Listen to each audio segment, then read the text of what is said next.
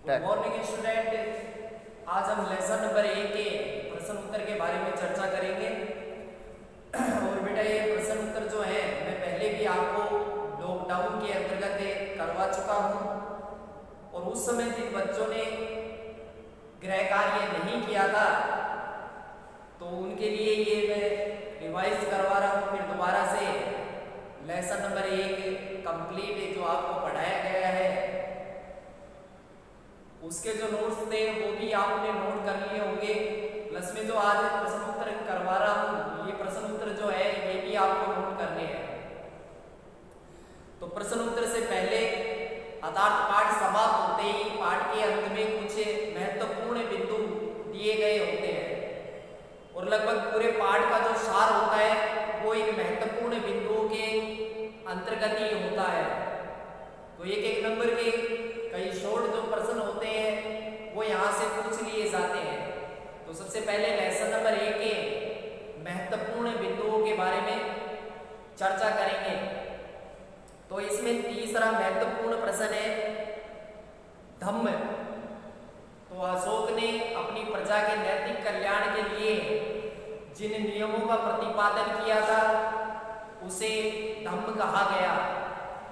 धम्म की आवश्यक कुछ शर्तें भी थी, जैसे माता पिता का कहना मानना, बड़ों का सम्मान करना, गरीबों को दान देना इत्यादि। इसी प्रकार से जो चौथा महत्वपूर्ण बिंदु है कि अशोक के अधिकांश अभिलेख किस लिपि में है, तो अशोक के अधिकांश अभिलेख ब्राह्मी लिपि में है, और अशोक के अभिलेखों को सबसे पहले पढ़ने में सफलता जेम्स प्रिंसेप को मिली थी।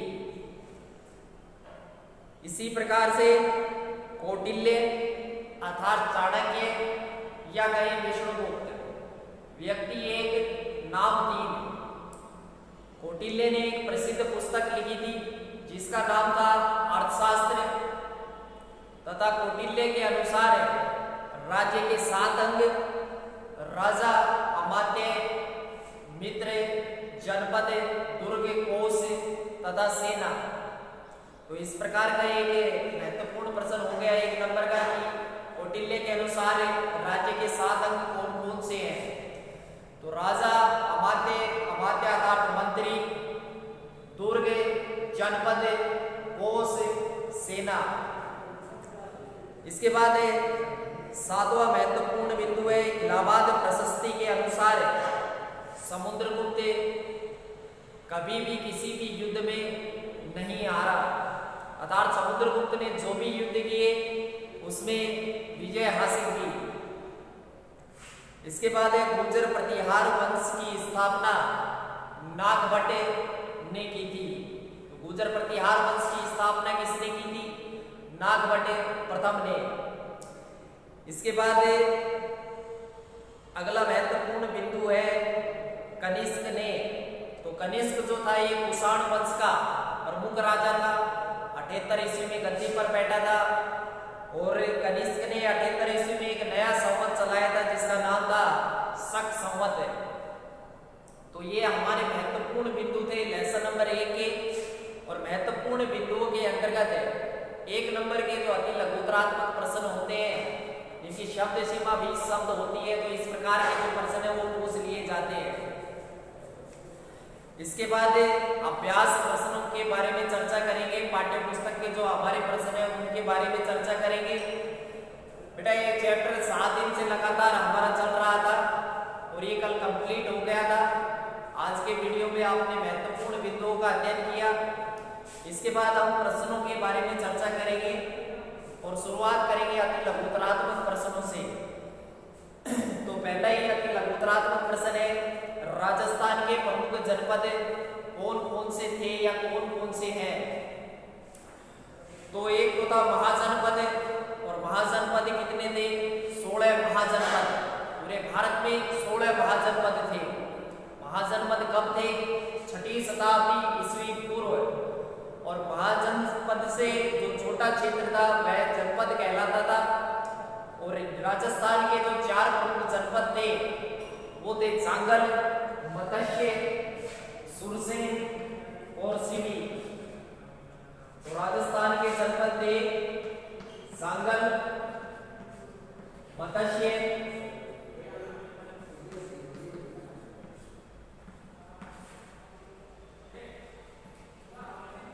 सुरसेन तथा सीवी।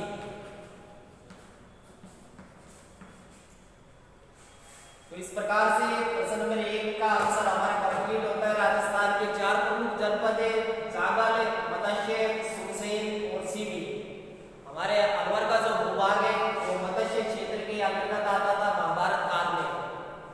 तो ये 4 नाम हमें निश्चित रूप से अच्छी प्रकार से याद होने चाहिए। इसके बाद है प्रश्न नंबर 2, बिंदुसार के समय आए यूनानी राजदूत का नाम क्या था? तो बिंदुसार के समय आए यूनानी राजदूत का नाम था डायमेकस। और बिंदुसार के बारे में हमने चर्चा की थी मौर्य साम्राज्य के अंतर्गत कि मौर्य साम्राज्य की स्थापना चंद्रगुप्त मौर्य ने की थी और चंद्रगुप्त मौर्य के पुत्र का नाम बिंदुसार था तथा बिंदुसार के पुत्र का नाम अशोक था। तो क्रम से इनका अध्ययन हम इस पाठ के अंतर्गत कर चुके हैं। और बिंदुसार के समय आए यूनानी राजदूत का नाम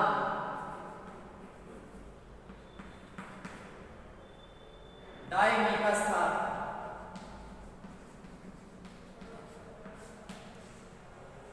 इस प्रकार से प्रश्न नंबर 2 हमारा कंप्लीट होता है। इसके बाद है प्रश्न नंबर 3, पुराणों में अशोक का क्या नाम मिलता है? तो पुराणों में अशोक का नाम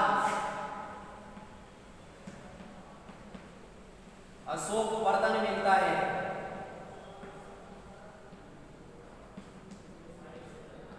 पुराणों में अशोक का नाम अशोक वर्धन मिलता है। इसके बाद है प्रश्न नंबर 4, अंतिम मौर्य सम्राट कौन था?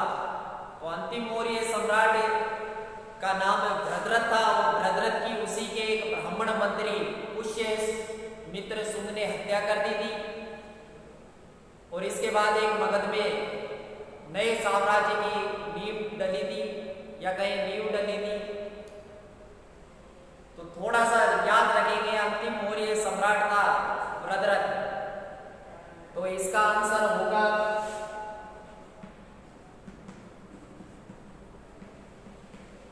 भद्रथ। इसके बाद प्रश्न नंबर 5, समाहर्ता नामक अधिकारी का क्या कार्य था? तो समाहर्ता नामक अधिकारी का कार्य बेटा राजस्व एकत्रित करना, आय व्यय का ब्यौरा रखना तथा वार्षिक बजट तैयार करना था। इसके बाद है प्रश्न नंबर 6, कौटिल्य की प्रसिद्ध पुस्तक का नाम? तो कौटिल्य की प्रसिद्ध पुस्तक का नाम था अर्थशास्त्र। इसके बाद है पतंजलि किस शासक के काल में हुए थे? तो पतंजलि पुष्यमित्र शुंग के काल में हुए थे। इसके बाद प्रश्न नंबर 8, सातवाहन वंश के सबसे प्रतापी राजा का नाम? तो सातवाहन वंश के सबसे प्रतापी राजा का नाम गौतमी पुत्र शातकर्णी था। इसके बाद अगला प्रश्न है, स्कंदगुप्त ने मौर्यों के द्वारा निर्मित किस झील का जीर्णोद्धार करवाया था? तो इसका आंसर होगा सुदर्शन झील। सुदर्शन झील जो है वो गुजरात में स्थित है। मौर्यों के द्वारा या कहीं मौर्यों के समय में इसका निर्माण हुआ था और आगे चल के जब जर्जर अवस्था हो गई थी, यह बहुत पुरानी हो गई थी, क्षतिग्रस्त भी हो गई थी, तो इसका जीर्णोद्धार जो मरम्मत का जो कार्य करवाया था वो किसने करवाया था? तो इसका जीर्णोद्धार स्कंदगुप्त ने करवाया था और इस झील का नाम सुदर्शन झील। तो प्रश्न नंबर 10 का आंसर होगा सुदर्शन झील। इसके बाद प्रश्न नंबर 11, हर्षवर्धन की साहित्यिक रचनाओं के नाम? कि हर्षवर्धन ने कौन कौन से साहित्यिक ग्रंथ लिखे थे? तो बेटा 3 प्रसिद्ध ग्रंथ है, नागानंद, प्रियदर्शिका और रत्नावली। 2-3 बार आप रिपीट करेंगे तो निश्चित रूप से याद भी हो जाएगा। नागानंद, प्रियदर्शिका, रत्नावली। नागानंद, प्रियदर्शिका और रत्नावली। इसके बाद प्रश्न नंबर 12, पालवंशी राजा था। पाल वंश के राजा किस धर्म के अनुयायी थे? तो पाल वंश के राजा बौद्ध धर्म के अनुयायी थे। और पाल वंश की स्थापना की बात करें तो पाल वंश की स्थापना किसने की थी बेटा? पाल वंश की स्थापना गोपाल ने की थी, और एक इसी सा तरीका भी बताया था मैंने याद करने का, पाल गोपाल, अर्थात पाल वंश की स्थापना किसने की थी? गोपाल ने। और पाल वंशी जो राजा थे वो किस धर्म को मानते थे? वो बौद्ध धर्म को मानते थे। तो इस प्रकार से 12 प्रश्न हमारे अति लघुतरात्मक कंप्लीट हुए।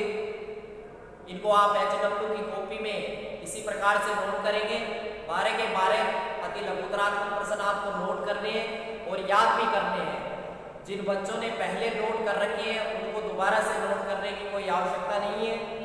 इसके बाद लघुतरात्मक प्रश्न, और लघुतरात्मक प्रश्न के अंतर्गत प्रश्न नंबर 2 के बारे में चर्चा करते हैं कि अशोक के धम्म का सार लिखिए। तो सम्राट अशोक के धम्म का सार, कि अशोक ने अपनी प्रजा के नैतिक कल्याण के लिए जिन नियमों का प्रतिपादन किया था वह धम्म कहलाया। धम्म की कुछ आवश्यक शर्तें भी थी, जैसे माता पिता का कहना मानना, बड़ों की सेवा करना, बड़ों की कहना मानना, ब्राह्मणों को, गरीबों को, इत्यादियों को दान देना। तो इस प्रकार से दूसरा लघुतरात्मक प्रश्न भी आपको HW की कॉपी में नोट करना है। इसके बाद प्रश्न नंबर 3, समुद्रगुप्त की सांस्कृतिक उपलब्धियों का वर्णन कीजिए या समुद्रगुप्त के सांस्कृतिक योगदान को स्पष्ट कीजिए। तो गुप्त साम्राज्य के अंतर्गत हमने समुद्रगुप्त के बारे में अध्ययन किया था कि समुद्रगुप्त कभी भी किसी भी युद्ध में नहीं हारा और उसने अश्वमेध यज्ञ भी करवाया था। तथा इसी प्रकार से समुद्रगुप्त की बात करें तो यह एक महान वीणा वादक था। संगीत के क्षेत्र में बेटा नारद तथा तुम्बरु को भी समुद्रगुप्त ने पराजित कर दिया था। तो इसी प्रकार से आप इसका आंसर नोट करेंगे। इसके बाद प्रश्न नंबर 5, चोल प्रशासन पर संक्षिप्त टिप्पणी लिखिए। तो चोलों की बात करें तो चोल वंश के अंतर्गत हमने पढ़ा था, चोल प्रशासन के अंतर्गत कि संपूर्ण चोल साम्राज्य 6 प्रांतों में बटा हुआ था और इन प्रांतों को क्या कहते थे? मंडलम। मंडलम के उपविभाग कोट्टम, कोट्टम के उपविभाग नाडु, नाडु के उपविभाग कुर्रम तथा कुर्रम के उपविभाग ग्राम थे। यानी कि सबसे निचले स्तर पर क्या थे? ग्राम, और सबसे उच्च स्तर पर यदि देखें तो सबसे उच्च स्तर पर प्रांत, और प्रांत कितने थे? 6 प्रांत, और प्रांतों को क्या कहते थे? मंडलम। तो इसके बारे में भी हम पहले चर्चा कर चुके हैं। भूमि की उपज का कितना भाग है? 1/6 भाग कुल उपज का कर के रूप में राजा को देना पड़ता था चोल राज्य के निवासियों को। इसी प्रकार से प्रश्न नंबर 7, कनिष्क के योगदान का वर्णन कीजिए। तो कनिष्क के बारे में हमने अध्ययन किया था, और इसके आंसर की बात करें तो इसका आंसर भी इसी प्रकार से होगा कि कनिष्क कुषाण वंश का प्रमुख शासक था। वह 78 ईस्वी में गद्दी पर बैठा। उसने कश्मीर को जीत करके कनिष्कपुर नामक नगर बसाया। कनिष्क ने एक नया संवत चलाया था 78 ईस्वी में, जिसका नाम था शक संवत है। तो इस प्रकार से लघुतरात्मक प्रश्न नंबर 2, 3, 5 और 7 ये 4 लघुतरात्मक प्रश्न है। प्लस में आपको कंप्लीट 12 जो अति लघुतरात्मक प्रश्न है वो आपको नोट करने हैं। जिन बच्चों ने पहले नोट कर रखे हैं उनको नोट करना अनिवार्य नहीं है, क्योंकि वो पहले अपना काम कर चुके हैं लॉकडाउन के अंतर्गत। तथा जिन्होंने अभी तक HW पहले पार्ट का नहीं किया है वो नोट करेंगे। PDF के माध्यम से भी इस चैप्टर के जो क्वेश्चन आंसर है वो आप तक सेंड कर दिए जाएंगे, आप तक भेज दिए जाएंगे। तो PDF की सहायता से भी आप इस पार्ट के जो प्रश्न उत्तर है वो कर सकते हैं। धन्यवाद।